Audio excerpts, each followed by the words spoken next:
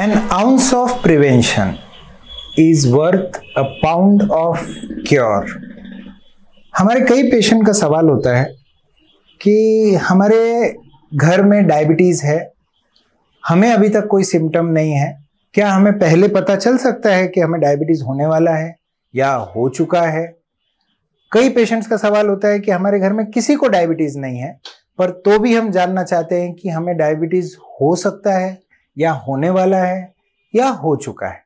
तो इसके लिए हम कौन से टेस्ट करा सकते हैं, कौन से ऐसे ब्लड टेस्ट करवा सकते हैं या और कोई टेस्ट करा सकते हैं जिनकी वजह से हमें पता चले कि डायबिटीज़ होने वाला है, हो चुका है या हो रहा है। शुगर क्यूब के इस एपिसोड में आप सभी का स्वागत। मैं डॉक्टर विमलेश सेठिया। आइए जानते हैं आज डायबिटीज स्क्रीनिंग के बारे में।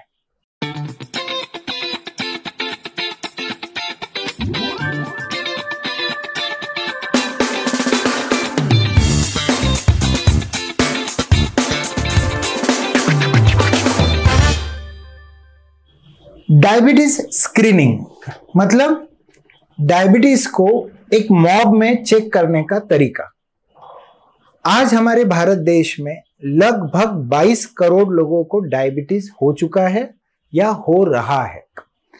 हमारा भारत देश लगभग देश का डायबिटीज कैपिटल बन चुका है।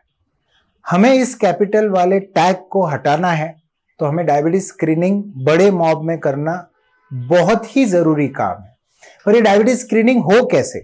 किसी को देख के तो पता नहीं कर सकते कि डायबिटीज है या डायबिटीज नहीं है, पर हाँ, हम कुछ चीजों से ऐसे लोगों को अलग कर सकते हैं जिनका डायबिटीज स्क्रीनिंग करने से मैक्सिमम चांसेस है कि उनमें से डायबिटिक पेशेंट हमें पता चल सके। घर में जब मम्मी पापा, दादा दादी, नाना नानी, इन 3 लोगों में से किसी को भी अगर डायबिटीज हो, उम्र के किसी भी समय डायबिटीज हुई हो, या उम्र के एक दिन भी डायबिटीज हुई हो, या 50 साल की भी डायबिटीज हो, ये सब को हम first blood line diabetic history में काउंट करते हैं। First blood line diabetic history जब आपके पास होती है तो आपको डायबिटीज होने के चांसेस लगभग 10 गुना ज्यादा होते हैं। अगर आप अपने लाइफस्टाइल और बाकी सब छोटी छोटी चीजों का ध्यान रखते हैं डायबिटीज के हिसाब से, तो शायद आपको डायबिटीज काफी लेट हो या ना हो। पर हमें स्क्रीनिंग करके ये पता करना जरूरी है कि आपका शरीर डायबिटीज की तरफ बढ़ रहा है या नहीं बढ़ रहा है। ये पता करने का मूल कारण ये भी है कि डायबिटीज के सिम्टम्स काफी लेट आते हैं, काफी डायबिटीज बढ़ने के बाद आते हैं। तो हम जितना जल्दी पता कर सकेंगे उतना ही अच्छा है। इसके लिए एक स्पेशल टेस्ट होता है, एक गोल्ड स्टैंडर्ड टेस्ट होता है जिसका नाम है ग्लाइकोसिलेटेड हीमोग्लोबिन, मतलब HbA1c। HbA1c टेस्ट किसी भी पैथोलॉजी लैब में लगभग हो जाता है। लगभग 400 रुपए के आसपास का इसका प्राइस होता है टेस्ट का, और इसमें ब्लड सैंपल लिया जाता है। ब्लड सैंपल दिन के कोई भी हिस्से में से लिया जा सकता है, सुबह, शाम, दोपहर, खाना खाने के पहले, खाना खाने के बाद, फास्टिंग, जैसा भी सैंपल आपको जब भी देना है। HbA1c के लिए कोई बैरिगेट्स नहीं है, एक ही बार सैंपल लिया जाता है। सैंपल लेने के बाद इसका फिगर जो आता है वो परसेंटेज में आता है।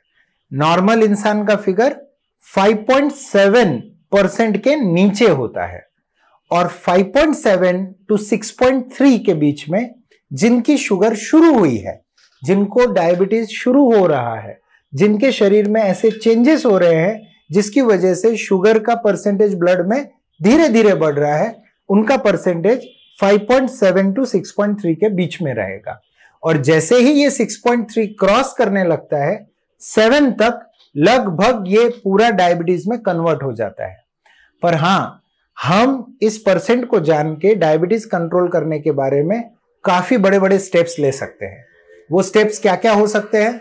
जैसे हमारे डायबिटीज का ग्लाइकोसिलेटेड हीमोग्लोबिन का परसेंटेज सपोज 5.7 के अंदर है, इसका मतलब हम पूरी तरीके से सेफ हैं, हमारा शुगर लेवल नॉर्मल रेंज में चल रहा है।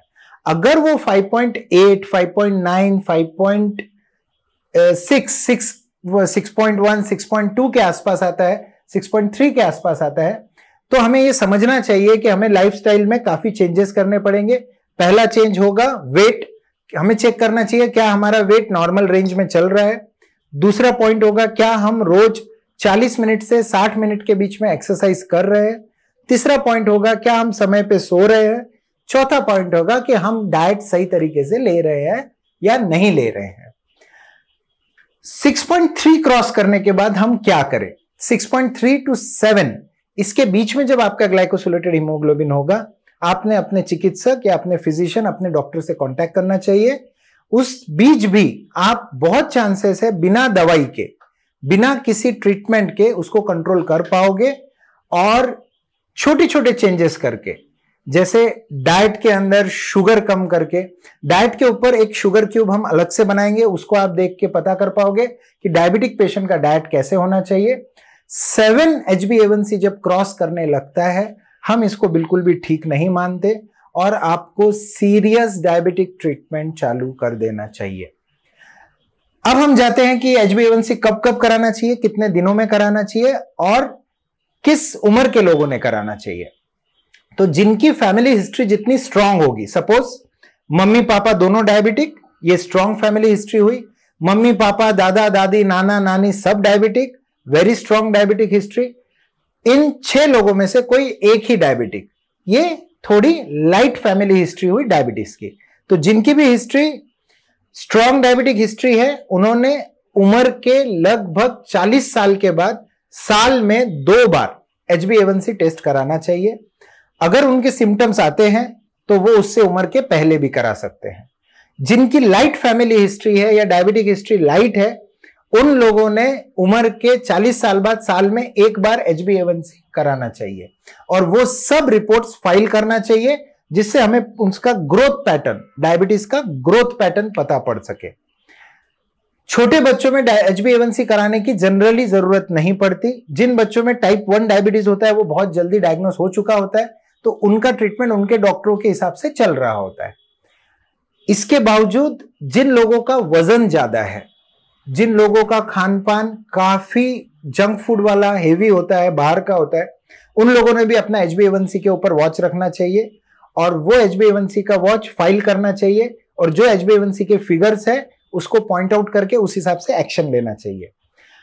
मॉब में जो सामाजिक लोग होते हैं, सामाजिक कार्यकर्ता होते हैं, उन्होंने समाज का मॉब रूप में इस तरीके से HbA1c का टेस्ट अगर कराओगे तो आपको ध्यान में आएगा कितने लोग ऐसे हैं जिनको पता भी नहीं है कि डायबिटीज है और वो उस तरीके से अपने लाइफस्टाइल को ठीक करके उसको बिना दवाई के पीछे रख सकते हैं, रोक सकते हैं, डायबिटीज को पोस्टपोन कर सकते हैं। इसीलिए कहते हैं ना, an ounce of prevention is worth a pound of cure.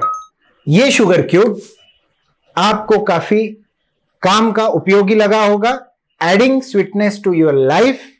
मैं डॉक्टर विमलेश सेठिया आपसे इजाजत लेता हूं, मिलेंगे अगले शुगर क्यूब में।